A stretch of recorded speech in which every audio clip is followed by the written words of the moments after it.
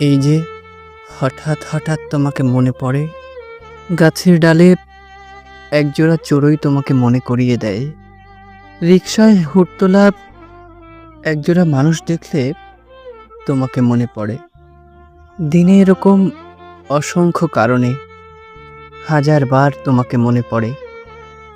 তাই ভাবলাম দোষ বোধহয় আমার এই চক্ষু দুটির।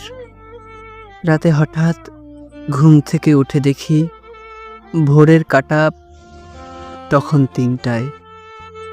বুকে হাত দিয়ে দেখি পৃথিবীর সব থেকে বড় ভূমিকম্পটি যেন আমার বুকের ভিতর বইছে। তখন মনে হলো চোখের কোনো দোষ নেই, দোষ আমার মস্তিষ্কের।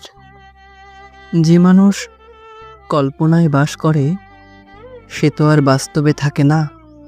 আচ্ছা আচ্ছা, এর থেকে মুক্তির কোনো উপায় আছে? আছে হয়তো।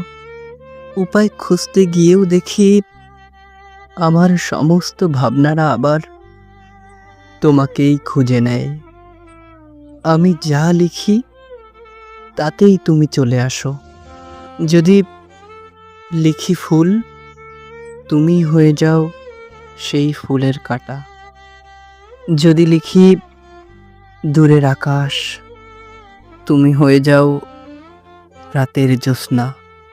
অনেক ভেবে দেখলাম দোষ চোখের না, মস্তিষ্কেরও না, না শুধু হাতের।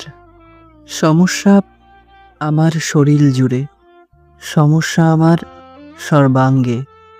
তুমি দিয়েছ সেই কবেই হিসাব চুকিয়ে, তবে তবে দাওনি আমাকে তোমার থেকে মুক্তি। তাই এখন দেহ থেকে রুহু আমার মুক্তির গান গাইছে।